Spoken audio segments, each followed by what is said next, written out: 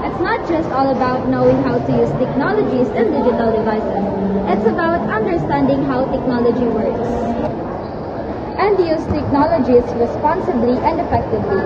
Let's just think of it as our digital survival guide. Yawa, ano nga nawong pre, ay, away, pus na ko niyo niya pre, pag-abot na ko pre.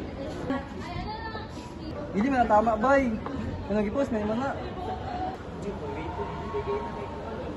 Hoy, nakita na ko mag-post ba? Cyberbullying biya to. Kabalo ka, baka hurt ka sa series ato sa mag-post.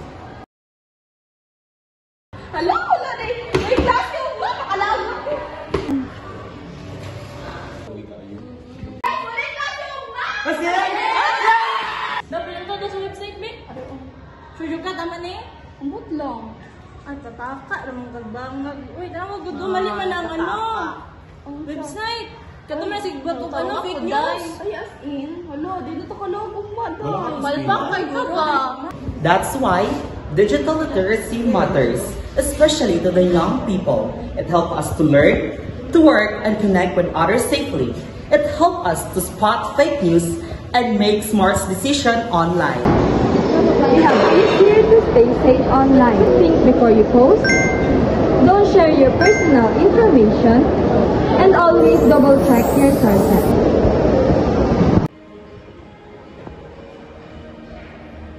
Hi, love. Siya. Ay, wait lang, love, ha. Nasa may buhaton. Isa ka chat dahil, kasi na siya. Ay, nakachat ko na ko to siya sa online niya. Feel magod ako karang compatible yung duwa. Kaya nag-change account naman ni. Tapos karami daw, wato na daw siya dali kay. That's why sharing personal information online can be dangerous. We should be responsible enough to know who we talk to online. Digital literacy empowers us. It helps us create, connect, and learn. Let's use technology responsibly and make the digital world a better place.